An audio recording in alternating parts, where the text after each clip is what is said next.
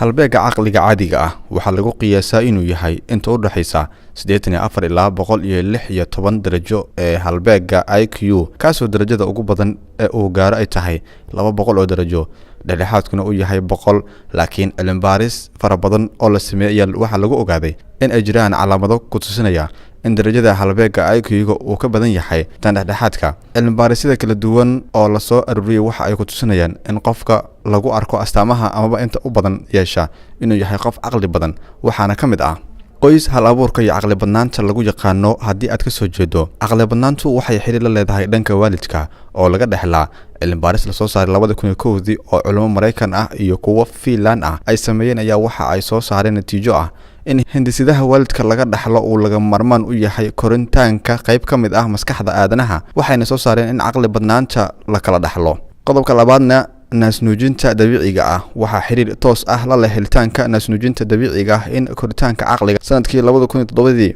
ayaa jaamacadda Duke University ee dalka Mareykanka ay sameysay cilmi baaris ku aadan xiriirka ka dhaxeeya naasnuujinta dabiiciga ah iyo caqliga waxa uu soo baxday in naasnuujinta dabiiciga ah ay wanaajiso heerka caqliga qodobka saddexaad sigaar cabis la'aanta raadka caafimaadka ee xun ee uu sigaarku leeyahay waxa uu si dheer in hoos uu u dhigo heerka caqliga aadanaha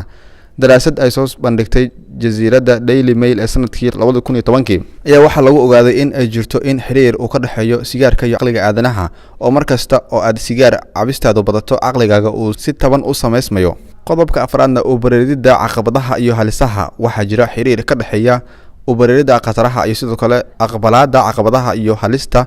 oo la bareero iyo sidoo kale caqliga waxaana la ogaaday in dadka aan ka baqan tijaabooyinka cusub una bareero qataraha ay yihiin dadka caqli badan kuwa jecel inaan marnaba wax isbedel ah aan la sameeynin qodobka shanaad adeegsiga internetka waxa jira xiriir ka dhaxeeya caqliga iyo sidoo kale adeegsiga internetka sida daraadeed wakaaladaha wararka ee Reuters ayaa sanadkii 2010 waxa ay sameysay cilmi baaris waxaana ka qayb galay ilaa 895 qofood oo kamid ah khubaro dhanka internetka ah inta badan waxa ay isku raaceen in internetka uu dadka ka dhigo kuwa caqli badan waa marka si wanaagsan loo adeegsado qodobka lixaad cayilka iyo sidoo kale caatinimada ayaa la sheegay inaysan ku xirnayn caqli badnaanta dadka cayilan kuma dhashaan caqli ka hooseeya dadka caatada ah laakiin waxa hubaala in cayilku uu saameyn taban ku leeyahay halbeega caqliga sida daraadeed waxa fiican in qofku uu ilaashado heerka fiican jirkiisa kuna dadaalo caafimaadkiisa jireed qodobka toddobaad in qofku uu yahay qof guray ah ama isticmaalo gacanta bidix haddii aad adeegsato gacantaada bidix waxa dhici karta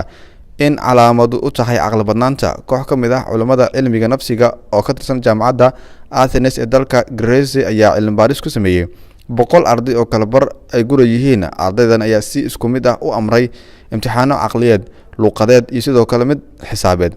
ardayda gacanta bidixeed ayaa imtixaankan ku adkaaday oo muujiyay maskax farnaan dheeri ah iyo sidoo kale hal abuur ugu dambeyntii qodobka 8aad in aad tahay qof curad ah oo aad caruurtiina u weyn tahay waxay taasi cadeynaysaa in aad uga caqli badan tahay caruurtiina waana sida laga soo ogaaday cilmi baaris soo baxday sanadii 2007 oo ay sameeyeen culimo u dhalatay dalka